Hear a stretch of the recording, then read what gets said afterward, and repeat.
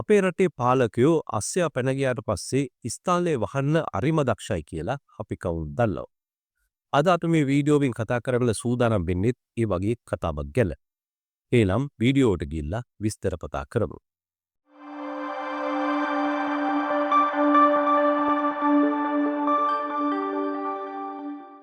Royal Park මිනිමැරුම් සිද්ධිය සම්බන්ධයෙන් මරණීය දණ්ඩනය ලබා සිටි ජූඩ් ශ්‍රමන්ත ජහමා නැමැති විත්තිකාරයාට ජනාධිපති සමාව ප්‍රදානය කරලා නිදහස් කරන්න 2019 වසරේ ජනාධිපති මෛත්‍රීපාල සිරිසේන මහතා කටයුතු කළා.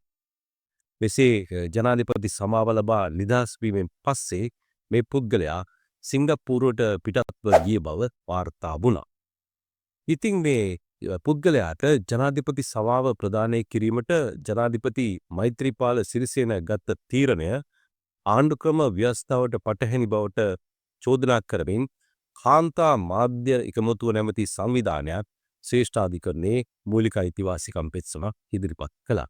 ශ්‍රේෂ්ඨාධිකරණය මේ මූලික අයිතිවාසිකම් පෙත්සම ගැන දීර්ඝ විභාගයක් සිද්ධ කළා.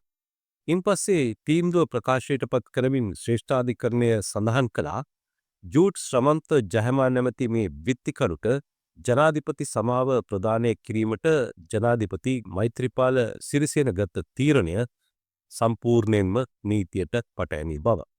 ආණ්ඩුක්‍රම ව්‍යවස්ථාවේ සඳහන් ප්‍රතිපාදනවලට පටහැරිව ජනාධිපතිවරයා මේ විත්තිකරුට සමාව ප්‍රදානය කරන තිබෙන බවත් එය සම්පූර්ණයෙන්ම බලරහිත බවත් ශ්‍රේෂ්ඨාධිකරණය තමන්ගේ තීන්දුවෙන් පෙන්වා දුන්නා.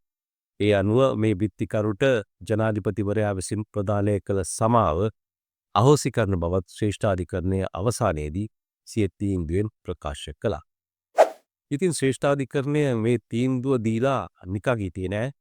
ඔවුන් රජයට නියෝග කළා මේ විත්තිකරු මෙවන විට විදේශගත වී ඇති බවට තොරතුරු අනාවරණය වෙලා තිබෙන නිසා මොහු ශ්‍රී ලංකාවට පිටුහල් කිරීමට අවශ්‍ය සියලු පියවර ගන්න කියලා. ඉතින් මේ විත්තිකරු මෙරටට ගෙන්වා ගැනීමේ ක්‍රියාදාමයේ තිබෙන ප්‍රගතිය පිළිබඳව පසුගියදා නීතිපතිවරයා ශ්‍රේෂ්ඨාධිකරණයේ හමුවේ කරුණු ඉදිරිපත් කළා. නීතිපතිවරයා වෙනුවෙන් පෙනී සිටි රජයේ නීතිඥ සජිත් බණ්ඩාර මහතා අධිකරණයට දන්වා සිටියා රටින් පලා ගොස් සිටින මේ විත්තිකරු මෙරටට ගෙන්වා ගැනීමට තිබෙන සියලු පියවර මේ වන විට ගනිමින් පවතින බව. නමුත් මේ කරුණු පරීක්ෂා කළ ශ්‍රේෂ්ඨාධිකරණ විනිසුරු එස් තුරේරාජා මහතා කියා සිටියා මේ තීන්දුව නිකුත් වෙලා දැන් අවුරුද්දකට ආසන්න කාලයක් ගත වී තිබුණත් මේ විත්තිකරු මෙරටට ගෙන්වා ගැනීමට අරන් තිබෙන පියවර ගැන එතරම් සතුටු විය නොහැකි බව.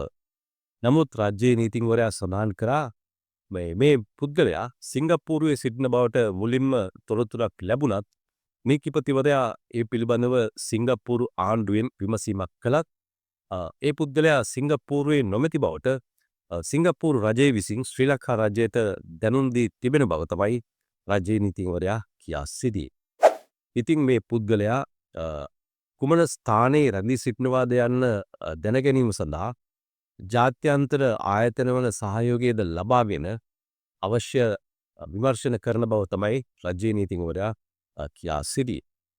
මේ අවස්ථාවේදී ශ්‍රේෂ්ඨාධිකරණ විනිසුරු යසන්ත හෝදාගොඩ මහතා රජයේ නීතිඥවරයා වෙත ප්‍රශ්නයක් යොමු කරමින් කියා සිටියා මේ විත්තිකරු සොයා ගැනීම සඳහා ආගමන හා විගමන දෙපාර්තමේන්තුවේ සහයෝගය ලබා නොගන්නේ ඇයි කියලා.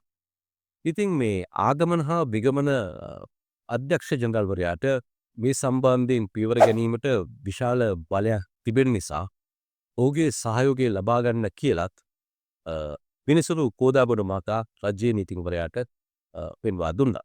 ඒ අවස්ථාවේදී රජයේ නීතිඥවරයා සඳහන් කළේ ආගමන හා විගමන දෙපාර්තමේන්තුවෙන් වාර්තාවල් ගෙන්වගෙන මේ සම්බන්ධයෙන් අවශ්‍ය පියවර ගැනීමට කටයුතු කරන බව. ඒ වගේම රටින් පලා ගොස් සිටින මේ විත්තිකරු ශ්‍රී ලංකාව සමග කිසියම් මූල්‍ය ගනුදෙනුවක් සිද්ධ කරලා තියෙනවාද කියලා සොයා බැලීම සඳහා ශ්‍රී ලංකා මහ බැංකුව හරහා තවත් පරීක්ෂණයක් කරන බවත් රජයේ නීතිඥවරයා පැවසුවා. ඉතින් මේ ඉදිරිපත් වෙච්ච සියලු කරුණු සලකා බැලූ ශ්‍රේෂ්ඨාධිකරණය මේ විත්තිකරු ශ්‍රී ලංකාවට ගෙන්වා ගැනීම සඳහා අවශ්‍ය පියවර කඩිනමින් ගන්නා ලෙස රජයේ නීතිඥවරයාට දැනුම් දුන්නා. ඒ අනුව මෙම කටයුතු වල ප්‍රගතිය ජූලි මාස 28 වනදා යලි අධිකරණයට දැනුම් දෙන ලෙසත් ශ්‍රේෂ්ඨ අධිකරණය විසින් රජයේ නීතිඥවරයාට නියෝග කළා. ඉතින් මේ වගේ තොරතුරු ඇතුළත් වීඩියෝ නැරඹීම සඳහා ඔබ අපගේ channel එක subscribe කරන්න. ඒ වගේම අපගේ වීඩියෝ වලට like කිරීමටත් share කිරීමටත් අමතක කරන්න එපා. මොකද ඔබ ලබා දෙන සහයෝගය තමයි අපගේ ඉදිරි ගමනේ විශාලතම ශක්තිය ලෙස සඳහන් කරන්න කැමැති.